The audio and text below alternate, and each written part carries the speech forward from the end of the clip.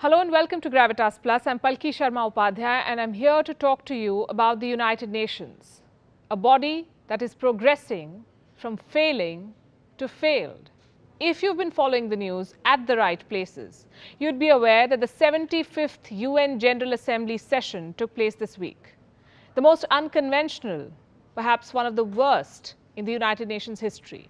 The UNGA this year was largely an exercise in Zoom diplomacy, a series of pre-recorded videos, world leaders speaking from their office desks. Some used the forum to campaign for an upcoming election. In the United States, we launched the most aggressive mobilization since the Second World War. Some others tried their hand at comedy. China is the largest developing country in the world, a country that is committed to peaceful, open, cooperative, and common development. We will never seek hegemony, expansion, or sphere of influence. The UN Secretary General couldn't be more confused. No one wants a world government. To be honest, no one really does. Because the United Nations has become a platform for countries to abuse each other, a forum for world leaders to impress their domestic audience and tell others what to do. They come, they quarrel, they lecture, and life goes on. Now pause for a moment and ask yourself, why was the United Nations formed? The UN website lists a few points. I'm sure most of you will recall studying them in your civics textbooks. The UN's raison d'etre: to maintain international peace and security, to arbitrate armed conflicts, to prevent wars from happening again, and to ensure a better future for the world. Has the UN delivered on these lofty promises? The short answer is no. The long answer as follows. The UN and its dysfunctional organs have systematically failed to take any decisive action in the world's most troubled regions. Let me start with the most dysfunctional organ, the UNHRC, the United Nations Human Rights Council. Until January this year, this body consisted of the biggest human rights abusers in the world. Cuba, a country famous for arbitrary imprisonment and unfair trials. Venezuela, brutal dictatorship. And China, I don't even need to tell you what China does. It is the most peace-loving, virus-spreading country in the world. Now let's talk about the UNHRC's failures. Monumental. The body has provided cover for some of the world's most inhumane regimes. The UN has, in similar fashion, stood by during episodes of genocide in several parts of the world. Rwanda, Congo, Cambodia, Yugoslavia, the list is long. The body has failed victims of genocide way too often. UN peacekeepers usually enter the scene after a conflict has ended, or thousands of civilians have been killed. In some cases, UN peacekeeping missions have been themselves found guilty of the most horrendous crimes. And that's not all. The United Nations has failed in another core mission, solving disputes. Be it the decades-old Israeli-Palestinian conflict or the ongoing civil wars in Syria and Yemen, UN missions have gone to these countries and failed to deliver. Which United Nations body is tasked with solving these disputes and conflicts? The UN Security Council. What has it done? It has given 5 countries disproportionate power. These 5 countries hold the UN hostage. They have the power of the veto, a power that each one of them has misused. Britain and France have misused the veto against Egypt during the Suez crisis. Russia uses the veto against resolutions condemning Syria.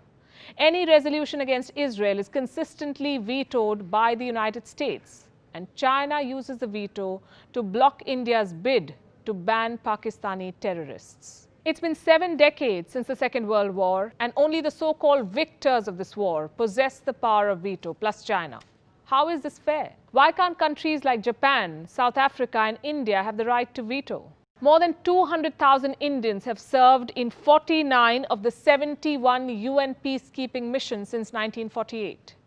160 Indians have lost their lives serving under the United Nations flag. India is the 4th highest troop contributing country at the United Nations. A total of 6,700 Indian troops are deployed for UN peacekeeping missions.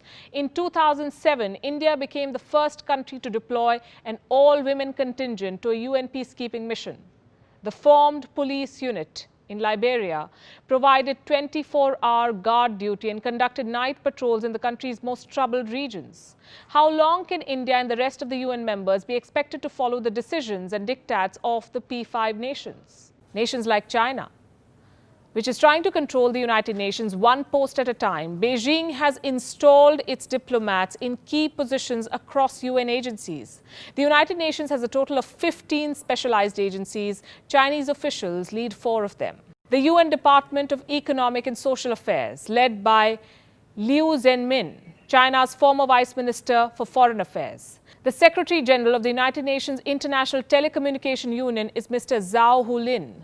China is using his position to advance Huawei worldwide.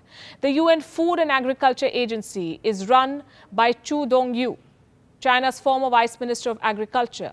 The International Civil Aviation Organization, led by Fang Liu, a Chinese official accused of keeping Taiwan out of the loop on Wuhan virus guidelines. Even the UN Board of Auditors, a body that keeps an eye on the account books of the world, has a Chinese board member, Hu Zhejun, the former head of China's National Audit Office. And I haven't even got to the most special UN agency of them all, the World/Wuhan Health Organization, run by the one and only Dr. Tedros Adhanom Ghebreyesus. He was once the health minister of Ethiopia. He was accused of covering up an epidemic in his country. China whitewashed his crimes and vehemently backed his selection to the post. He now runs the World Health Organization, and look where we are. What explains Beijing's influence at this global body? Chinese checkbooks. In 2018, China contributed 12% of the UN's regular budget. It is the second largest monetary contributor to the United Nations, and money talks everywhere. China's predatory Belt and Road Initiative is listed among the United Nations Sustainable Development Goals. Peng Liyuan, the First Lady of China, is a goodwill ambassador of the World Health Organization. UNESCO has appointed her as a special envoy for female education. What about India, the world's largest democracy and home to 1/5 of the world's population? The UN's hypocrisy on Kashmir is astounding. In June 2018, the then UN High Commissioner for Human Rights released a report on Kashmir. The report accused India of human rights violations, but called Pakistan-sponsored terror outfits in Kashmir armed groups. Now look at this headline. A Canada-based Pakistani cleric boasted about his role in this report. He bragged in public about being in constant touch with the UNHRC commissioner while he was preparing this report. If Pakistan, an army with a country, can manage to influence a UN human rights report, then the world should worry. To cut a long story short, the world is at a crossroads today, and the United Nations is redundant. Look around you. There's a pandemic, there's poverty, recession, unrest, civil wars, incursions, expansionism, terrorism, genocides. The United Nations has failed the world in almost every possible way. It is a bureaucratic behemoth that bends to the biggest sponsors. It needs to reform or be replaced. It needs to be in touch with today's reality. It needs to give the due position to today's global players.